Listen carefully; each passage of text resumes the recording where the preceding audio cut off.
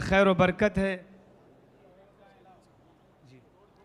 اب میں ملک کی معروف دینی درسگاہ بر صغیر کی عظیم دانشگاہ دارالعلوم دیوبند کی نمائندگی اور ترجمانی کرنے کے لیے تشریف لانے والی بہت ہی موقر شخصیت مخدوم محترم حضرت مولانا محمد سلمان صاحب بجنوری نقشبندی دامت برکاتہم سے نہایت ادب و احترام کے ساتھ گزارش کروں گا کہ حضرت والا اس اہم موضوع پر اپنا خطاب فرمائیں۔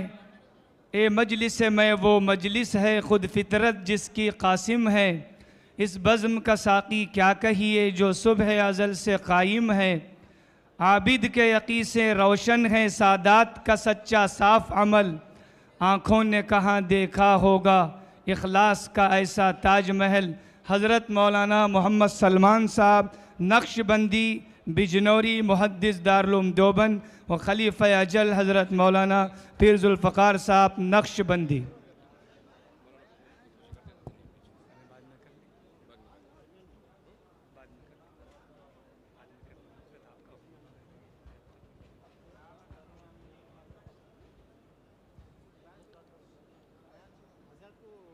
بس ٹھیک۔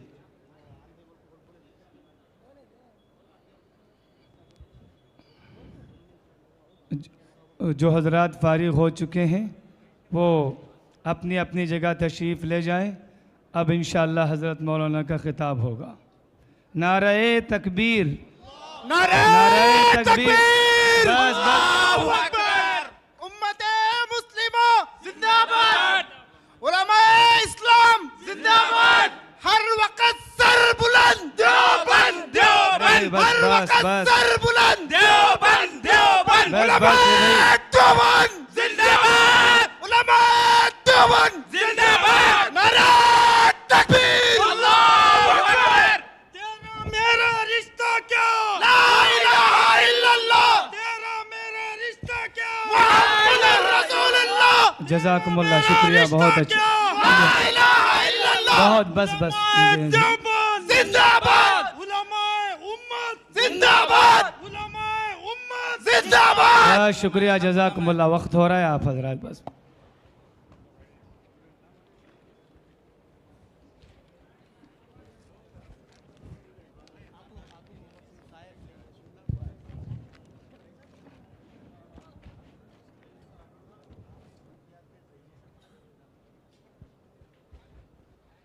ابھی حضرت امیر جامعہ نظامیہ باقی ہے، آپ سے گزارش حضرت کا خطاب بھی سماعت فرمائیں، حضرت امیر جامعہ نظامیہ کا خطاب بھی ہوگا، بس ان دو خطابات کے بعد دعا ہوگی انشاءاللہ۔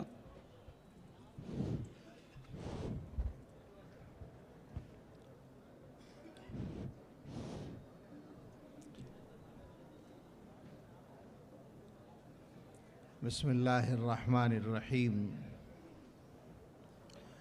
الحمد للہ نحمده ونستعینه ونستغفره ونؤمن به ونتوکل علیہ ونعوذ باللہ من شرور انفسنا ومن سیئات اعمالنا،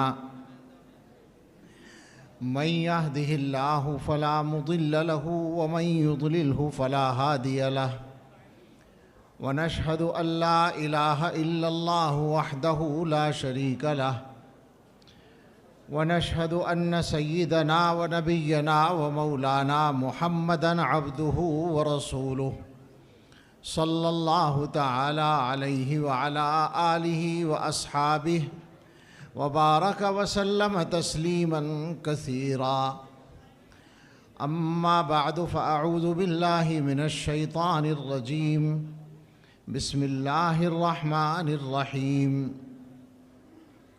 وما أرسلناك إلا رحمة للعالمين، صدق الله مولانا العظيم۔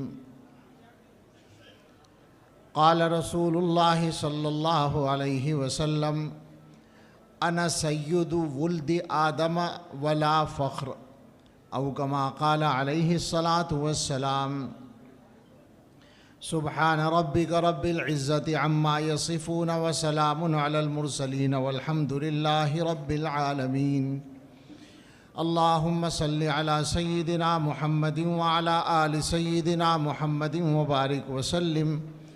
اللهم صل على سيدنا محمد وعلى آل سيدنا محمد وبارك وسلم. اللهم صل على سيدنا محمد وعلى آل سيدنا محمد وبارك وسلم.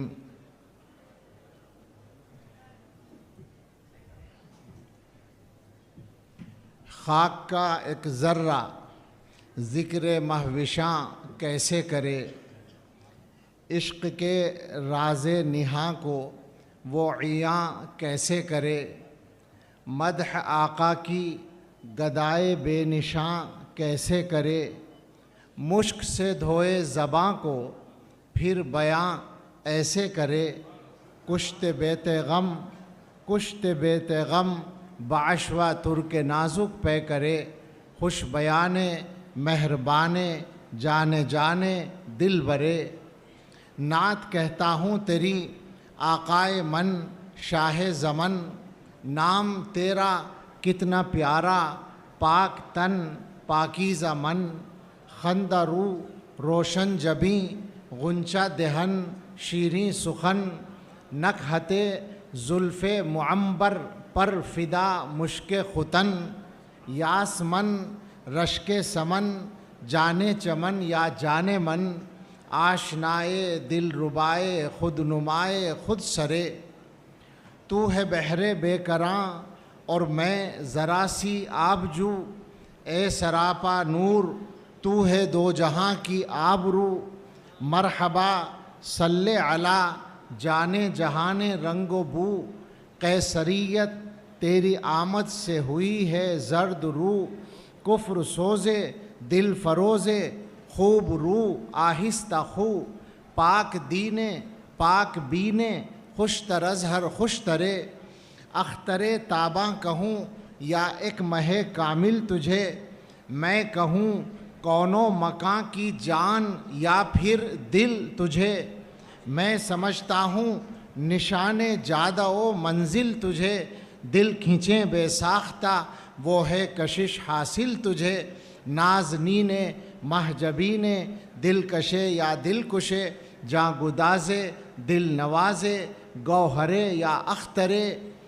کوچے جانا گئے تو بن کے دیوانہ گئے، بادئے عشق و محبت پی کے مستانہ گئے، صبر آیا جب نہ ہم کو پھر تو روزانہ گئے، نعت یہ پڑھتے ہوئے بے اختیارانہ گئے، سادئے آزادئے مستانئے جانانئے، مست چشمے دیر خشمے طرف زیبا منظرے، اے سراپا خلق تیری ذات ہے ہر دل عزیز، تیرے صدقے میں خدا نے دی ہمیں عقل و تمیز، تیرے در کی خاک ہی سرما بنانے کی ہے چیز، توڑنا دم تیرے در پر جان و دل سے ہے عزیز، بے قرارم اشک بارم سخت زارم اے عزیز، دل برد جاں آورد ہر دم بطرز دیگرے صلی اللہ علیہ وسلم. اور اس کا احسان ہے، اس کا فیضان ہے، بزم ہستی کو اس نے سنوارا بہت، اس کا احسان ہے، اس کا فیضان ہے، میری ہستی کو اس نے سنوارا بہت. آج اشکوں سے میں نے محمد صلی اللہ علیہ وسلم، آج اشکوں سے میں نے محمد لکھا اور پھر اس کو ہونٹوں سے چوما بہت.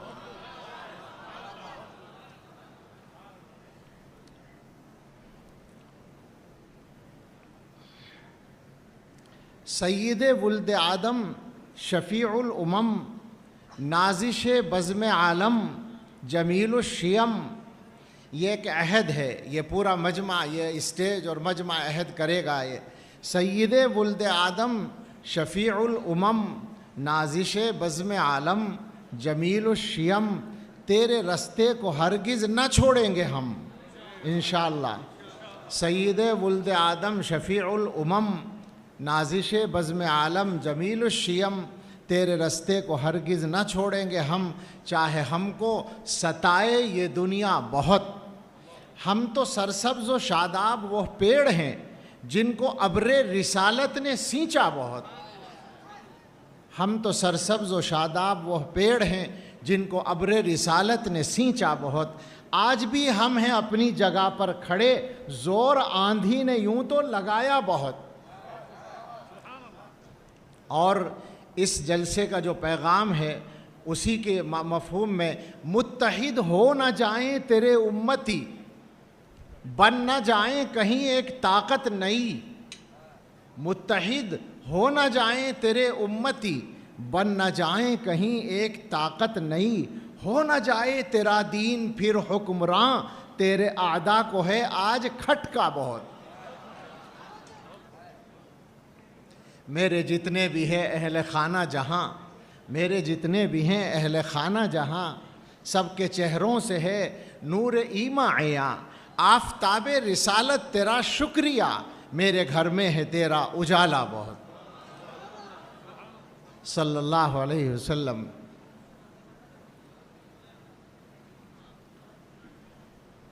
اس مبارک پروگرام کا جو عنوان ہے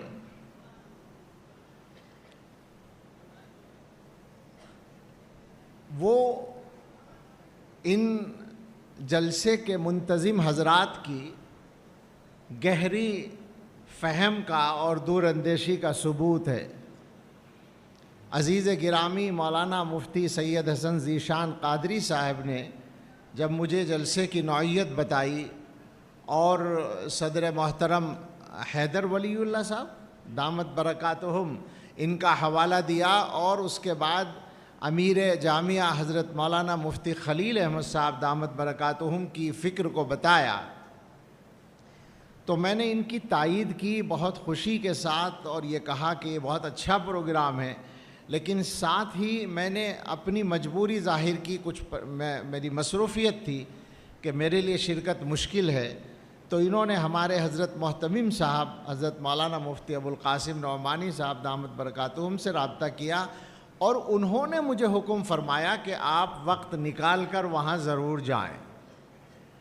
تو اس طرح سے یہ جامعہ نظامیہ اور دارالعلوم دیوبند، اور اس کے بعد یہ پورے سجادگان محترم تشریف رکھتے ہیں، ان تمام درگاہوں کا بھی پیغام، اور اس کے بعد مسلمانوں کے مشہور رہنما، ہم ان کو مسلمانوں کا رہنما مانتے ہیں الحمدللہ، اور ملک کا رہنما مانتے ہیں، حضرت مولانا عبید اللہ خان اعظمی صاحب دامت برکاتہم، ان سب حضرات کی اس فکر سے یہ اجلاس ایک تاریخی اجلاس بن گیا۔ یہاں کا جو پیغام ہے وہ کافی وضاحت کے ساتھ آ چکا ہے۔ حکم کی تعمیل میں چند باتیں کہنی ہیں، تو وہ یہاں سے کہ مسلمانوں کے لیے چاہے اتحاد کا مسئلہ ہو یا دنیا کا کوئی بھی مسئلہ ہو، ان مسئلوں کا حل فقط ایک راستے میں ہے، اور وہ راستہ ہے سید الاولین والآخرین رحمت للعالمین خاتم النبیین حضرت محمد الرسول اللہ صلی اللہ تعالی علیہ وسلم کا راستہ۔ اور مسلمانوں کو جہاں جہاں متحد کرتا ہے وہ یہی نام مبارک متحد کرتا ہے۔ ایک مرتبہ بمبئی میں ایک جلسہ ہوا، مجھے اس میں دعوت دی گئی۔ اس جلسے کا عنوان تھا امت مسلمہ میں اتحاد کیوں اور کیسے۔ مجھ سے بیان کو کہا گیا، میں نے جو 1 گھنٹے کا بیان تھا اس کا خلاصہ 1 منٹ میں آپ کو سناتا ہوں۔ میں نے عرض کیا کہ اس آپ کے عنوان میں 2 سوال ہیں، امت مسلمہ کا اتحاد کیوں اور کیسے۔ پہلا سوال ہے امت مسلمہ کا اتحاد کیوں، میں نے کہا اس کا جواب یہ ہے کہ کیوں نہیں۔ یہ کیا سوال ہے کہ امت مسلمہ میں اتحاد کیوں، اس کا جواب یہ کہ کیوں نہیں۔ جب یہ امت ایک ہے، اور یہ اشعار بار بار پڑھے جا چکے ہیں، تو پھر اتحاد تو ہونا چاہیے۔ اصل سوال اگلا ہے کہ اتحاد کیسے۔ تو میں نے عرض کیا کہ اختلاف کیسے ہوا یہ دیکھ لو، اتحاد بھی آسانی سے ہو جائے گا۔ اختلاف ہوتا ہے اس راستے سے ہٹنے سے جو ہمارے آقا صلی اللہ علیہ وسلم نے متعین کیا ہے۔ ما انا علیہ واصحابی، یہ حضور علیہ الصلاۃ والسلام کا امت کے لیے مقرر کردہ راستہ ہے۔ اس راستے سے جب کوئی ہٹتا ہے تو اختلاف ہوتا ہے اور پھر فرقے بنتے ہیں۔ تو امت کے لوگ آ جائیں حضور کے راستے کی طرف، یہی ایک راستہ ہے، یہی ایک ذریعہ ہے اتحاد کا۔ اور اس میں نے یہ بھی عرض کیا، جیسے مولانا نے بات کی ہے، کہ یہ ہو سکتا ہے کہ اس بارے میں اختلاف ہو جائے کہ حضور کے راستے پر ہم سے چلنے میں کوئی غلطی ہو رہی ہے یا آپ سے کوئی غلطی ہو رہی ہے، اس مسئلے کو آپس میں بیٹھ کر حل کر لیں۔ اور جب تک حل نہ ہو تو اتحاد یہ ہے کہ امت کے مشترکہ مسائل کے لیے مشترکہ جد و جہد کا راستہ اپنائیں، اس لیے کہ دنیا والوں کی نظر میں ہم سب مسلمان ہیں۔ یہ تو ہمارے آپس کے قصے ہیں کہ تو کافر اور میں کافر، یہ تو ہمارے آپس کے معاملات ہیں۔ دنیا والوں کو ہم سب مسلمان نظر آتے ہیں، تو کم سے کم اتنا تو ہونا چاہیے کہ جیسے وہ ہمیں مسلمان سمجھتے ہیں ہم سب اپنے مسلمان ہونے کا ثبوت دیں۔ یہ اس اجلاس کا پیغام ہے۔ مجھے حکم ملا کہ سید الاولین والآخرین صلی اللہ تعالیٰ علیہ وسلم کے امتیازات پر کچھ بات کرو۔ میں یہ سوچتا ہوں کہ یہ موضوع اور ہم جیسا گونگا انسان، ہماری مجال کیا ہے؟ ہم نے تو یہ جانا اور سمجھا ہے کہ کوئی لفظوں میں کیسے بتائے، ان کے رتبے کی حد ہے تو کیا ہے۔ ہم نے اپنے بڑوں سے سنا ہے صرف اللہ ان سے بڑا ہے۔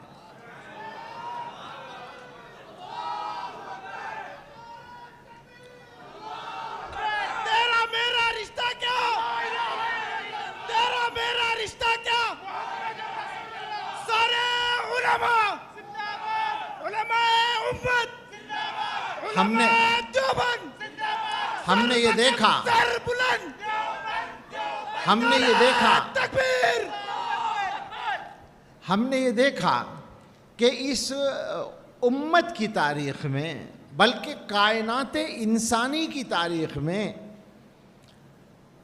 اپنوں نے نہیں، اپنے تو عقیدت والے ہیں، غیروں نے یہ مانا کہ دنیا کی انسانیت کی تاریخ میں حضرت محمد الرسول اللہ صلی اللہ تعالیٰ علیہ وسلم سے بڑا بلکہ ان کے برابر کا کوئی انسان پیدا نہیں ہوا، نہ ہو سکتا ہے۔ ہم نے یہ دیکھا کہ حضور کو خراج عقیدت پیش کرنے کے لیے دنیا نے اپنی تمام صلاحیتوں کا استعمال کیا۔ کوئی آدمی آپ کو ایسا نہیں ملے گا جس کی شخصیت پر اتنے زیادہ لوگوں نے لکھا ہو۔ 2 لاکھ سے زیادہ کتابیں جس ذات گرامی کو خراج عقیدت پیش کرنے کے لیے اور ان کی سیرت کو بیان کرنے کے لیے لکھی جا چکی ہوں، ان کا مقابلہ کون کر سکتا ہے؟ لیکن ظاہر ہے کہ ہمیں قرآن و حدیث میں حضور علیہ الصلاۃ والسلام کی خصوصیات اور آپ کے امتیازات بتائے گئے ہیں، تو ہم اس کی مدد سے، وقت کی گنجائش بہت کم ہے تو صرف ایک فہرست سی سنا دیتے ہیں تاکہ کچھ یہ ہو سکے کہ ہم نے قرآن و حدیث کی روشنی میں حضور کے بارے میں کچھ عرض کر دیا۔ اپنی زبان تو اس کی صلاحیت نہیں رکھتی۔ حضور علیہ الصلاۃ والسلام کی خصوصیات کو، آپ کے امتیازات کو جو امت نے، علماء امت نے کتابوں میں بیان کیا، وہ مختلف کتابیں ہیں جن کو پڑھنے کی ضرورت ہے۔ الخصائص الکبریٰ ہے، اور خصائص النبی صلی اللہ علیہ وسلم ہیں، اور حقوق المصطفیٰ صلی اللہ علیہ وسلم پر لکھی گئی کتابیں ہیں۔ میں چند چیزیں آپ کے سامنے شمار کرتا ہوں بس۔ پہلی خصوصیت، سب سے عظیم خصوصیت یہ ہے کہ حضرت محمد الرسول اللہ صلی اللہ تعالیٰ علیہ وسلم خاتم النبیین ہیں، یعنی آپ کے بعد نبوت کا سلسلہ مکمل بند ہے، اور آپ کے بعد کسی بھی طرح کی وحی کا سلسلہ نہیں ہو سکتا، ممکن نہیں ہے۔ اللہ تعالیٰ کی طرف سے وحی لانے کا سلسلہ بند کر دیا گیا، اور کسی بھی قسم کا کوئی نبی دنیا میں آپ کے بعد وجود میں نہیں آ سکتا۔ جو کوئی کسی بھی انداز سے نبوت کا دعویٰ کرے گا وہ جھوٹا اور اس کے ماننے والے جھوٹے، وہ کافر اور اس کے ماننے والے کافر۔ دوسری آپ کی جو خصوصیت ہے وہ خود قرآن کریم میں بیان کی گئی، تبارک الذی نزل الفرقان علی عبدہ لیکون للعالمین نذیرا، یعنی آپ کی بعثت تمام عالموں کے لیے ہے۔ کان النبی یبعث الی قومہ خاصۃ، حضور نے فرمایا کہ پہلے نبی ایک نبی آتا تھا اپنی قوم کے لیے، مگر میں بعثت الی الناس عامۃ، مجھے تمام انسانوں کے لیے نبی بنا کر بھیجا گیا ہے۔ تیسری خصوصیت خود قرآن کریم میں آپ کی بیان کی اللہ تعالیٰ نے، وما ارسلناک الا رحمۃ للعالمین، عالمین فرمایا، صرف مسلمین بھی نہیں، صرف الناس بھی نہیں، یعنی صرف مسلمانوں کے لیے رحمت ہوں ایسا بھی نہیں، صرف انسانوں کے لیے رحمت ہوں ایسا بھی نہیں، تمام عالموں کے لیے، جنات و انسان کے لیے، جانوروں کے لیے، فرشتوں کے لیے، زمین و آسمان کے لیے اور ان کے درمیان پائے جانے والی تمام مخلوقات کے لیے، سمندر کی مخلوقات کے لیے، تمام عالموں کے لیے آپ کو رحمت بنا کر بھیجا گیا۔ چوتھی خصوصیت آپ کی، آپ کو قرآن عظیم دیا گیا۔ قرآن کریم حضرت نبی اکرم صلی اللہ تعالیٰ علیہ وسلم کے بے شمار معجزات میں، حضور کے معجزات بے شمار ہیں، 3000 سے زیادہ معجزے علماء نے شمار کیے ہیں، ان میں سب سے بڑا معجزہ قرآن کریم ہے، جس کی کوئی مثال دنیا کے کسی مذہب اور کسی قوم کے پاس نہیں ہے۔ پانچویں خصوصیت آپ کی جو خود آپ نے ارشاد فرمائی کہ اوتیت جوامع الکلم، مجھے اللہ تعالیٰ نے جامع کلمات عطا کیے۔ عجیب بات ہے، آپ احادیث کو پڑھ کر دیکھیں تو اندازہ ہوگا، مثالیں پیش کرنے کا موقع نہیں ہے، ایک جملہ ہوتا ہے اور آپ اس کی تشریح میں ایک کتاب لکھ سکتے ہیں۔ حضور علیہ الصلاۃ والسلام کی زبان سے علم کے خزانے ابلتے تھے۔ یتیم کہ نہ کردہ قرآن درست، کتب خانہ چند ملت بشست، ایک ایسا یتیم جس نے کسی انسان کے سامنے زانوئے تلمذ تہ نہیں کیا، اللہ نے براہ راست اس کو تعلیم دی، اس کے علم کا یہ عالم ہے کہ ساری قوموں کے علوم کے خزانوں کتب خانوں کو اس نے دو ڈالا۔ اوتیت علم الاولین والآخرین۔ چھٹی خصوصیت، چند خصوصیات وہ ہیں جو حضور علیہ السلام نے ایک ہی حدیث میں بیان کی ہیں، بعض جگہ 5 کا لفظ ہے، بعض جگہ 6 کا لفظ ہے، اور علماء نے لکھا ہے کہ وہ ایک جگہ ہیں اس اعتبار سے بیان کی گئی، ورنہ خصوصیات تو بے شمار ہیں۔ آپ کی ایک خصوصیت ہے جو 5ویں نمبر پر میں بول رہا ہوں کہ نصرت بالرعب مسیرۃ شہر، حضرت رسول اللہ صلی اللہ تعالیٰ علیہ وسلم کی ذات اقدس کو اللہ تعالیٰ نے ایسا رعب عطا کیا کہ 1 مہینے کے فاصلے پر جو بادشاہ اور دنیا کی طاقتیں رہتی تھیں ان کے دلوں پر حضور کا رعب پڑتا تھا۔ اور حقیقت یہ ہے کہ حضور کے غلاموں کو بھی یہ رعب نصیب ہوتا ہے اگر وہ حضور کے راستے پر چلتے ہیں۔ 7ویں خصوصیت اسی حدیث میں ہے، حضور علیہ السلام کے لیے مال غنیمت کو حلال کیا گیا، اس سے پہلے کی قوموں کے لیے مال غنیمت حلال نہیں ہوتا تھا۔ 8ویں خصوصیت جو اسی حدیث میں بیان کی گئی ہے کہ حضور علیہ السلام کے لیے اور آپ کی امت کے لیے ساری زمین کو سجدہ گاہ بنا دیا گیا، اور یہ جائز کر دیا گیا کہ زمین پہ جہاں موقع ملے یہ زمین اللہ کی ہے، تم نماز پڑھ سکتے ہو، سجدہ کر سکتے ہو۔ 9ویں خصوصیت حضور علیہ الصلاۃ والسلام کی یہ ہے کہ آپ نے انبیاء علیہم السلام کی، تمام انبیاء علیہم السلام کی امامت فرمائی۔ آپ سید الانبیاء ہیں، آپ امام الانبیاء ہیں، آپ نے باقاعدہ اللہ کے حکم سے تمام انبیاء علیہم السلام کی امامت فرمائی۔ 10ویں خصوصیت یہ کہ آپ کو اللہ تعالیٰ نے یہ صفت عطا کی تھی کہ جس طرح آپ سامنے سے دیکھتے تھے پیچھے کا بھی آپ کو نظر آتا تھا۔ یہ حدیث صحیح حدیثوں میں موجود ہے آپ کی یہ خصوصیت۔ 11ویں خصوصیت آپ کی یہ کہ اللہ تعالیٰ نے آپ کو یہ گارنٹی دے دی کہ آپ سے کسی بھی چیز کی باز پرس نہیں ہوگی. لیغفر لک اللہ ما تقدم من ذنبک وما تأخر. معصوم بھی بنایا کہ آپ سے کوئی گناہ کبھی ہوگا ہی نہیں، اور اس کے باوجود یہ بھی گارنٹی دے دی کہ آپ کی ہر بات کو معاف کر دیا گیا. 12ویں خصوصیت یہ کہ اللہ نے، خالق کائنات نے، قرآن کے نازل کرنے والے نے آپ کے علاوہ کسی کی زندگی کی قسم نہیں کھائی. لعمرک انہم لفی سکرتہم یعمہون. حضور علیہ السلام کی زندگی کی قسم اللہ نے کھائی. 13ویں خصوصیت یہ جو آپ نے حدیث میں بیان فرمائی کہ مجھے زمین کے خزانوں کی کنجیاں دی گئی ہیں. زمین کے خزانوں کی کنجیاں جس ذات اقدس کے ہاتھ میں ہیں، آپ سوچیں کہ اس کا کیا مقام ہے اللہ کی بارگاہ میں.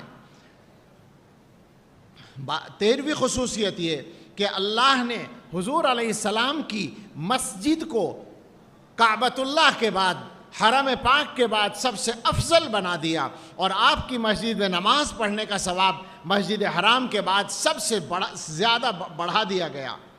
14ویں خصوصیت یہ کہ اللہ رب العزت نے حضور علیہ السلام کے مسکن مبارک سے لے کر منبر مبارک تک، وہ جگہ جو آپ کا گھر مبارک کہہ سکتے ہیں جس کو اردو میں، وہ خانہ رسول، اس سے وہاں سے اور منبر رسول صلی اللہ علیہ وسلم تک کے حصے کو جنت کا باغیچہ بنایا. حضور نے صراحت کے ساتھ بیان کیا، میرے گھر اور میرے منبر کے درمیان جو کچھ حصہ ہے وہ جنت کے باغیچوں میں سے ایک باغیچہ ہے. وہ جنت سے گویا اٹھا کر وہاں لا کر رکھ دیا گیا، اس لیے کہ دنیا میں بھی تو حضور کو جنت ہی میں رکھا اللہ نے. 15ویں خصوصیت یہ کہ اللہ نے آپ کی برکت سے آپ کے شہر اقدس کو، مدینہ مبارکہ کو، مدینہ منورہ کو یہ خصوصیت عطا کی کہ اس مدینہ پاک میں دجال داخل نہیں ہو سکے گا. وہ قریب آئے گا مگر سر مار کے چلا جائے گا. مدینے کی حفاظت فرشتے کر رہے ہوں گے اور دجال کی ہمت نہیں ہوگی کہ وہ داخل ہو سکے. 16ویں خصوصیت یہ کہ آپ کے مدینہ مبارکہ میں طاعون بھی کبھی داخل نہیں ہو سکتا. اللہ کے نبی صلی اللہ علیہ وسلم کی برکت سے یہ چیز وہاں کے لیے لکھ دی گئی کہ طاعون بھی داخل نہیں ہوگا. 17ویں خصوصیت یہ کہ حضور علیہ السلام کو دنیا کے اندر رہتے ہوئے بلکہ وحی کا نزول شروع ہونے سے پہلے بھی پتھر سلام کیا کرتے تھے، زمین کے پتھر حضور کو سلام کرتے تھے. 18ویں خصوصیت یہ کہ آپ کو اللہ تعالیٰ نے جمعے کا دن عطا کیا. یہ آپ کی اور آپ کی برکت سے آپ کی امت کی خصوصیت ہے. یہ دن کسی اور قوم کو نہیں ملا. حضور نے فرمایا پہلے آنے والی قوم میں اس مسئلے میں ہمارے پیچھے ہیں. جمعہ ہمارا ہے اور ہفتہ یہودیوں کا اور اتوار نصارہ کا ہے، پہلا دن ہمارا ہے. اللہ نے یہ خصوصیت آپ کو اور آپ کی برکت سے آپ کی امت کو عطا فرمائی. 19ویں خصوصیت یہ کہ اللہ رب العزت نے حضور علیہ السلام کی برکت سے اس امت کو یہ فضیلت دی کہ حضور نے خود فرمایا کہ میری امت کی صفیں ملائکہ کی صفوں کی طرح ہیں. میری امت کی جو صفیں بنتی ہیں نماز میں وہ ملائکہ کی، فرشتوں کی صفوں کی طرح ہیں. 20ویں خصوصیت یہ فرمائی کہ آپ علیہ السلام کی برکت سے اور آپ کے صدقے اور طفیل سے اس امت کو تمام امتوں میں افضل بنا دیا گیا، خیر الامم بنا دیا گیا. کنتم خیر امت اخرجت للناس. 21ویں خصوصیت یہ کہ اللہ نے نبی اکرم صلی اللہ علیہ وسلم کو گواہی کا منصب عطا فرمایا کہ آپ بتائیں گے لوگوں کے بارے میں، اور آپ کی امت کو امتوں کا گواہ بنایا.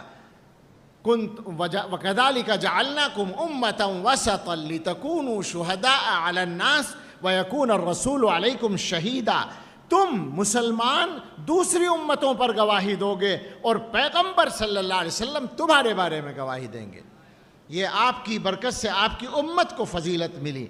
22ویں خصوصیت یہ کہ جب قیامت کا دن آئے گا تو سب سے پہلے قبر اطہر سے، روضہ مبارکہ سے حضرت محمد الرسول اللہ صلی اللہ تعالیٰ علیہ وسلم برآمد ہوں گے. آپ نے فرمایا انا اول من ينشق عنہ القبر. قبر اطہر سب سے پہلے کھلے گی اور آپ تشریف لائیں گے باہر. اور 23ویں 22ویں بات یہ کہ قیامت کا دن جب آئے گا تو حضور علیہ الصلاۃ والسلام کو حضور نے خود فرمایا انا سید ولد آدم یوم القیامت ولا فخر. میدان قیامت میں جہاں تمام نسلوں کے انسان جمع ہوں گے، آدم علیہ السلام کی ساری اولاد جمع ہوگی، تو سرداری کا مقام، رہبری کا مقام، فضیلت کا مقام حضرت محمد الرسول اللہ صلی اللہ تعالیٰ علیہ وسلم کو حاصل ہوگا. اور اسی کے ساتھ 24 نمبر پر یہ کہ آپ کے ہاتھ میں جھنڈا ہوگا جس کو حدیث میں لواء الحمد کہا گیا ہے. آپ حمد کا جھنڈا لیے ہوئے ہوں گے، اور آپ نے صاف لفظوں میں فرمایا کہ آدم علیہ السلام بھی، ہمارے بابا آدم علیہ السلام بھی، اور جو آدم کے بعد سب آئے ہیں وہ سب کے سب میرے جھنڈے کے نیچے ہوں گے. آپ کا جھنڈا سارے لوگوں کے اوپر سایہ کیے ہوئے ہوگا. اور 24ویں بات یہ 25ویں کہ آپ کو اللہ تعالیٰ مقام محمود عطا فرمائیں گے. مقام محمود کیا مقام ہے، ہم تو سوچ بھی نہیں سکتے اور سمجھ بھی نہیں سکتے. اللہ رب العزت کے قرب کا وہ مقام خاص ہے جو کسی اور کو ملنے والا نہیں ہے سوائے حضرت محمد الرسول اللہ صلی اللہ تعالیٰ علیہ وسلم کی ذات اقدس کے. اور پھر 26ویں بات یہ کہ اسی موقع پر حضور علیہ الصلاۃ والسلام کا اعزاز اس طرح ظاہر ہوگا کہ آپ کو شفاعت عظمیٰ کا منصب ملے گا، شفاعت کبریٰ کا منصب ملے گا. آپ امتوں کی شفاعت کریں گے، آپ انسانوں کی شفاعت کریں گے. آپ اس دن میں جب رب تعالیٰ کا غضب بھی اپنے عروج پر ہوگا اور بڑے بڑے انبیاء، افضل ترین انبیاء گھبراتے ہوں گے، ایسے وقت میں ہمارے آقا سید الانبیاء والمرسلین رحمت للعالمین صلی اللہ تعالیٰ علیہ وسلم کو مقام شفاعت عطا کیا جائے گا. اللہ ہم سب کو ان کی شفاعت کے دائرے میں لے لے اور شفاعت نصیب فرمائے. 27واں یہ کہ حضور علیہ الصلاۃ والسلام نے یہ خوشخبری دی کہ جو میری امت ہے قیامت کے دن ان کے جو وضو کے اعضاء ہیں وہ چمکتے ہوئے آئیں گے. ان کے چہرے چمک رہے ہوں گے، ان کے ہاتھ چمک رہے ہوں گے، جہاں جہاں سے یہ وضو کرتے تھے وہ اعضاء ان کے چمکتے ہوئے نظر آئیں گے. یہ آپ کی برکت سے آپ کی امت کو مقام ملے گا.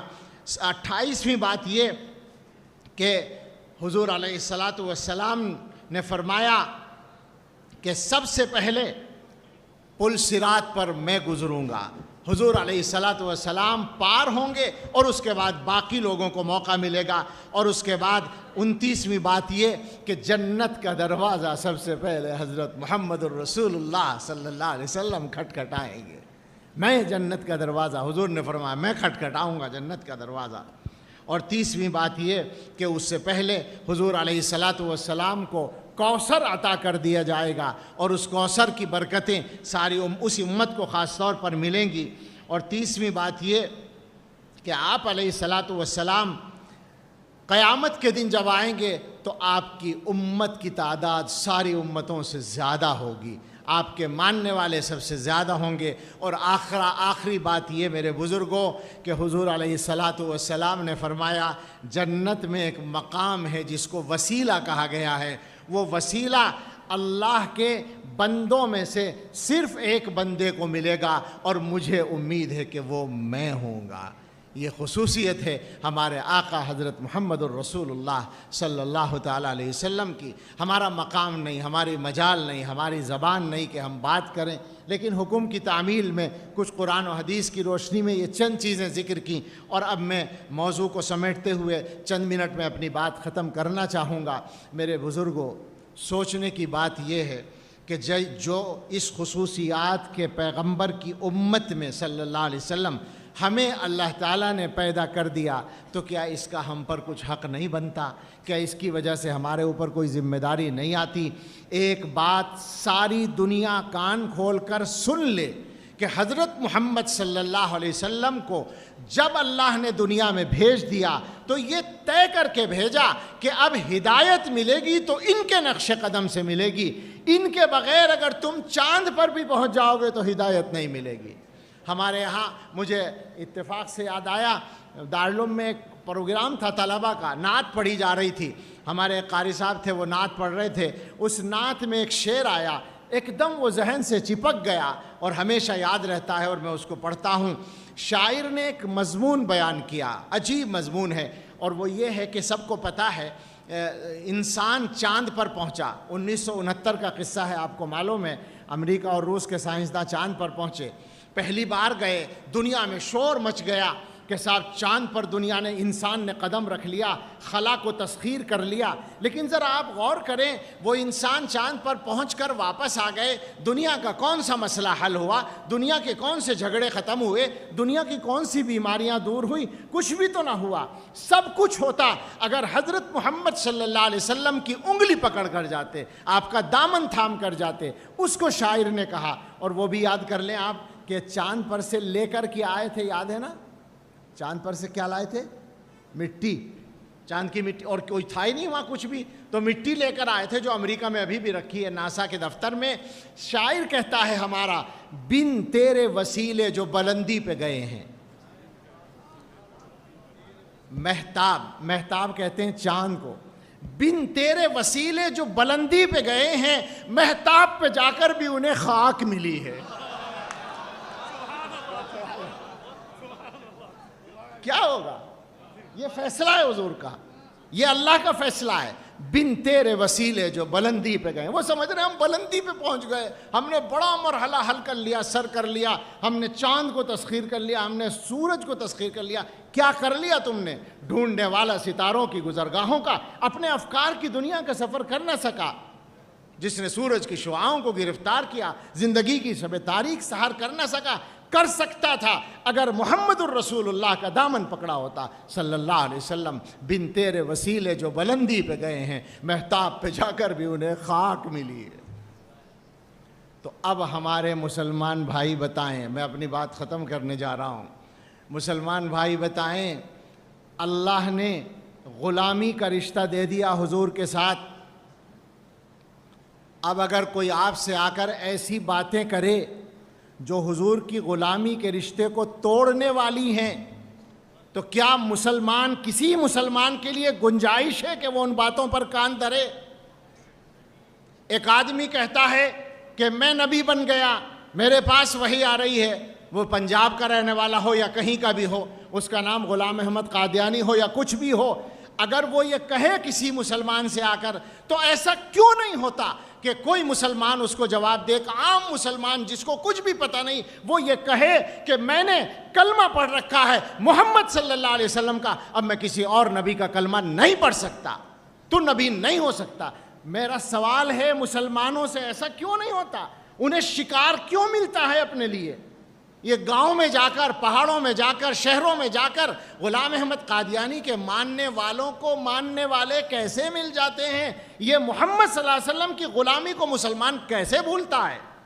میرا سوال ہے میرا یہ سوال ہے کہ اگر ریاض گوہر شاہی آ کر یہ کہتا ہے کہ میں ان کے بعد اب میرا کلمہ پڑھنا ہے، تو مسلمان وہ بات کہنے والے کے منہ پر جوتا کیوں نہیں مارتا کہ میں نے کلمہ پڑھ رکھا ہے محمد الرسول اللہ صلی اللہ علیہ وسلم کا، اب اس کے بعد میں کسی کا کلمہ نہیں پڑھ سکتا؟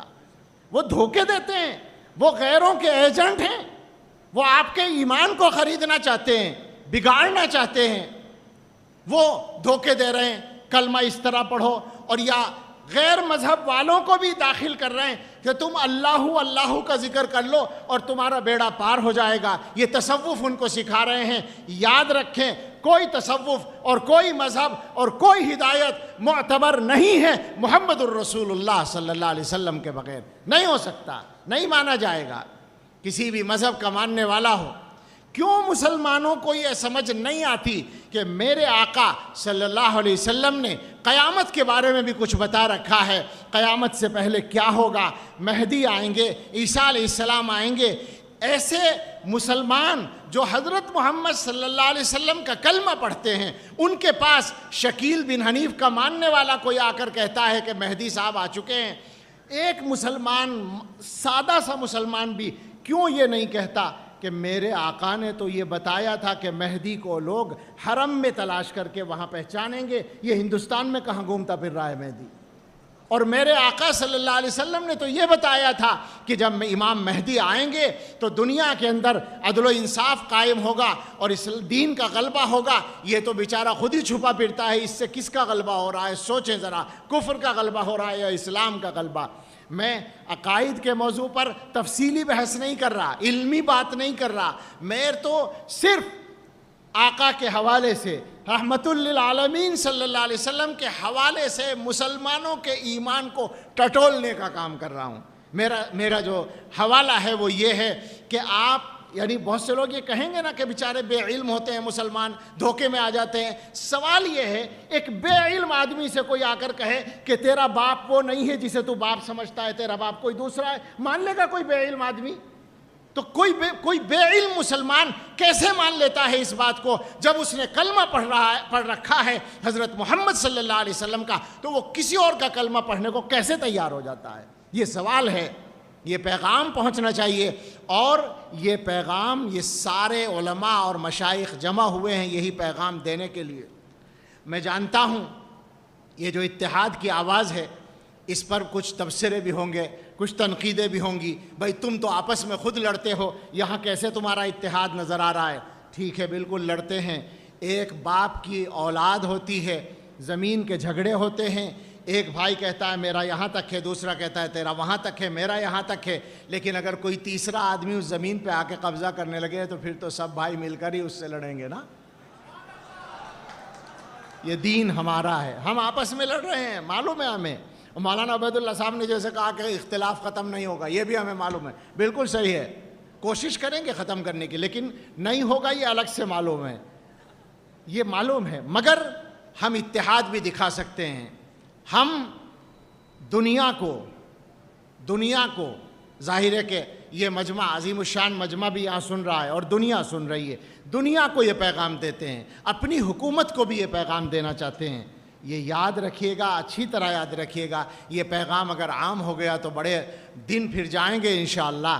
ہم یہاں سے یہ پیغام دینا چاہتے ہیں کہ ہم دیوبندی, ہم بریلوی, ہم شیعہ, ہم سنی, ہم فلاں اور ہم فلاں, یہ سب ہمیں پتہ ہے. مگر ایک بات کا تمہیں پتہ نہیں ہے, وہ آج ہم تمہیں کھول کر بتانا چاہتے ہیں کہ ہم کچھ بھی ہوں مگر ہم سب کے سب غلام ہیں حضرت محمد الرسول اللہ صلی اللہ تعالیٰ علیہ وسلم کے, اور اس غلامی کے رشتے نے ہم سب کو ایک دھاگے میں پرو رکھا ہے. اس لیے جب ضرورت ہوگی انشاءاللہ ہم ہاتھ میں ہاتھ پکڑ کر ایک دوسرے کا ہاتھ تھام کر سامنے آئیں گے انشاءاللہ. ہمیں حضرت محمد صلی اللہ علیہ وسلم کی غلامی کے رشتوں نے جوڑ رکھا ہے. میرے بھائیوں, اگر اس محنت میں ہم کامیاب ہو گئے تو کیا ہوگا؟ دنیا کی قسمت بدل جائے. ہماری قسمت تو بدلے گی, دنیا کی قسمت بدل جائے گی. مجھے چند اشعار یاد آ گئے, وہ پڑھ کے بات ختم کرتا ہوں. دنیا میں کیا ہوا اور کیا ہونا چاہیے. بڑے تعلیم یافتہ اور دانشور لوگ ہیں, اور مجھے تو بڑا مزہ آ گیا یہ سجاد حضرات کی تقریریں سن کر. فارسی کے اشعار تقریروں میں سننا اب کہاں نصیب ہوتا ہے, وہ جاننے والے ہی کم رہ گئے ہیں. مزہ آیا, لطف آیا.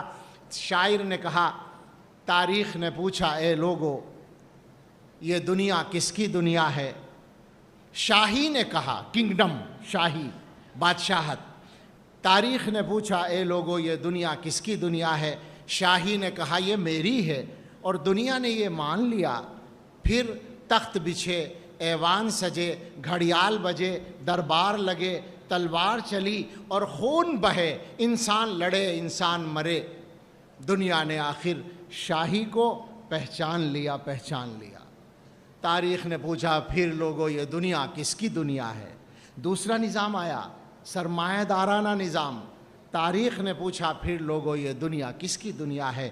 دولت نے کہا یہ میری ہے, اور دنیا نے یہ مان لیا.